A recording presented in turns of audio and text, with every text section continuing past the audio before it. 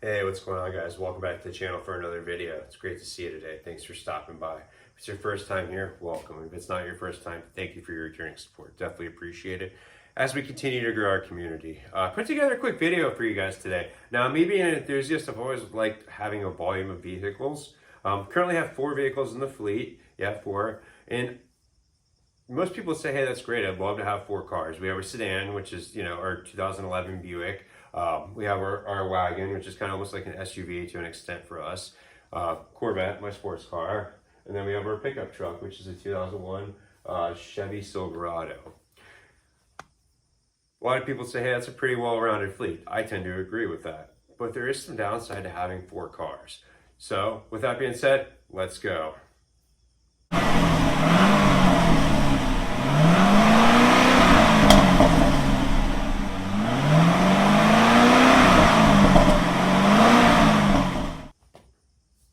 Alright guys, one of the worst parts about having 4 cars, and I'm going to cover about 5 different things and 5 reasons on why this is kind of a headache sometimes to own 4 different vehicles. But the first one is not all my cars actually tell me which side the gas tanks are on, and they're on different sides. My Corvette and truck, they're both on the driver's side, while my Audi and the Buick, they're both on the passenger side. I don't always remember that because it's such a small thing, and I drive so little sometimes that when I need to get gas, I oftentimes, not in the Corvette so much, but in the Audi, I pulled up on the wrong side. The Buick, I pulled up on the wrong side several times. The truck, I've only put gas in that once so far because I've had it for a couple of weeks now, and I don't drive it very much, and that's going to lead kind of into the second point, but we'll talk about the first point a little bit more. And oh guys, do me a favor, if you haven't done it yet, hit like and subscribe, please. It just really helps me grow this channel. But no, so back to where we were talking about. When you pull up to the gas tank or gas pump and you don't have an indicator and telling you which side it's on with a little arrow in there, you can forget, because I don't think this Audi has one, and I don't believe the Buick has one. I don't remember if the pickup truck does. I know the Corvette does, but I just look out the mirror, I can actually see it in the Corvette. That's the one that I'd never pull up to the wrong side on, but the other cars, I pulled up to the pump, I think, on the wrong side before, more than once, except for the truck.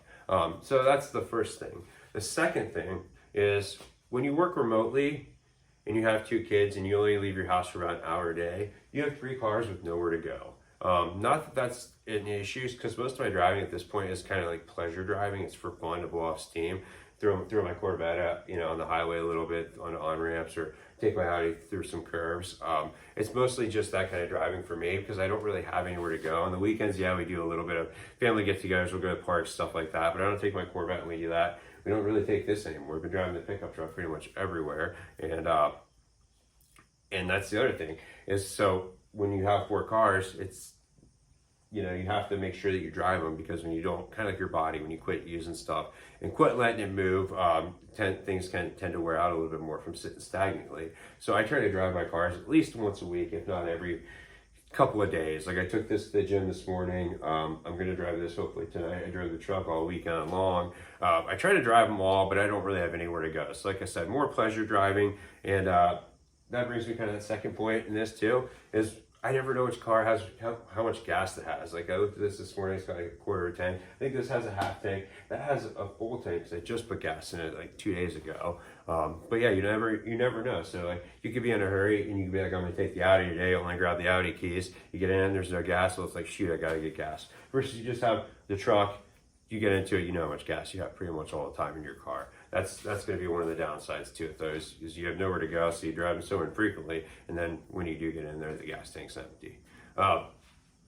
One of the other things that I experience too is one thing is typically kind of always broken on my cars. I don't buy new cars. I've stated that before in past videos. All my cars are used because I still think you can get a lot of value out of used cars, and I don't buy things that are going to go down in value significantly. So I bought a used Corvette, used Audi, used pickup truck, Buick, etc. I tend to like used cars, but with that being said, I understand, I'm a realist. There's always something that's going to break on them. Like this morning, since I drive this car so infrequently, the TPMS sensors came on in it, so I had to put a little bit more pressure in the tires because it had sat for, I don't know, probably 4 days since it had been driven last, and before that it sat for probably a week. And this, I need to service the charging system. Yesterday in my truck, my reverse drive parking neutral little lamp light went out, and Also, when I turn the heat or AC on, nothing happens, and it all happens at the same time with the battery lights. So I got to dig into that. But when you have 4 cars, something's always broken. Like this car could use new tires. I'm going to take care of that before the winter. This needs its charging system service. The truck, I'm going to crack mess the fuses. Or Buick, it's going to need new tires. So there's always just like one little thing broken when you own a bunch of used cars. But I'm all about having volume within my fleet, so that's not a big deal to me. And I expect to have problems with when you have, my newest car is a 2012 and it's almost 2024, so almost a 12-year-old car. So I kind of expect to have things broken when I own a high volume of cars. Next point I'm going to talk about, I probably pay a little too much to own 5 cars, and I'm not talking about car payments, but what I'm talking about is insurance. I do carry full coverage on my Corvette. I think I have full coverage on this.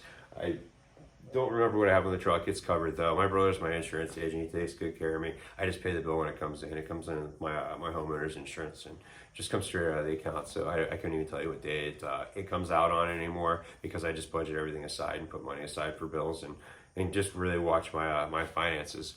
But when it comes to insurance, I probably slightly overpay because I have 4 cars and the volume in which I do not drive them either. Carrying full coverage on this year round, and I probably put 4,000 miles on it in 18 months that I've owned it. I put 12,000 miles on this car in the 3 years I've owned it. I put 200 miles on the truck in a month or 2 since I've owned it. 6 weeks, 5 weeks, something like that. And then our Buick, she drives that to work every day. So that actually does get some miles put on it. And I actually have her take this sometimes to work as well, just so we can run on the highway. And it's her work's probably 35, 40 minutes away. This way it gets ran and driven and actually enjoyed. Because when I drive this, I do enjoy it sometimes a little too hard, but I don't want it to sit for too long. So I do drive it all the time. Truck, I pretty much turn it in like daily. I really like driving that old beater pickup truck, surprisingly enough. But paying for insurance on 4 cars, and then the last point I'm going to talk about today, it's kind of a pain when it comes to owning 4 vehicles, is maintenance. You have to maintain 4 cars. Not only is something always broken, but you have to worry about brakes on 4 cars, tires on 4 cars.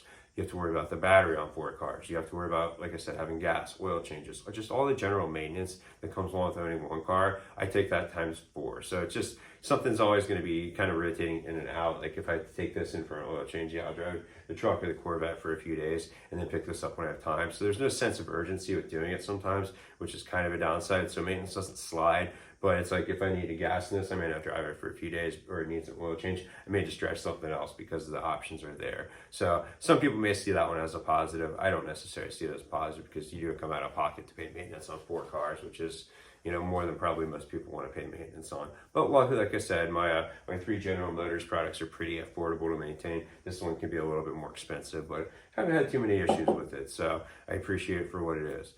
Well, guys, I wanted to make sure that I wrap this up. I don't want to dwell on too long, but I wanted to make sure I covered the downside to actually owning 4 vehicles. Because a lot of people probably only see it as being a positive. I do see a lot of positives to it. I'll make another video on that as well. But for right now, there's some downsides sometimes to having 4 vehicles. So until I see you next time, guys, drive safe. Have a good day.